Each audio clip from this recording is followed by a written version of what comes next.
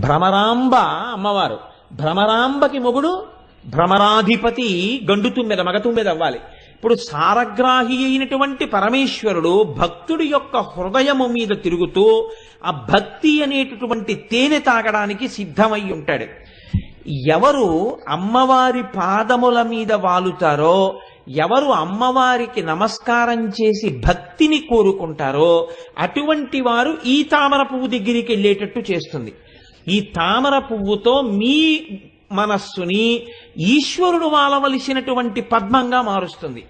ఎవడు ఇంద్రియ లంపటంతో ఉండి అమ్మవారి పాదముల వంక చూడడో వాడికి తేనె మీద ముసిరేటట్టు చేస్తుంది. అంటే ఆవిడేమనదు, ఇంద్రియ సుఖములను ఇచ్చేస్తుంది. మృత్యు అంటే ఏమిటో తెలుసా అండి? చాలా చమత్కారం. ఇంద్రియ సుఖముల యందు మగ్నుడగుట అంటే మృత్యు అంటే. ఇంద్రియములతో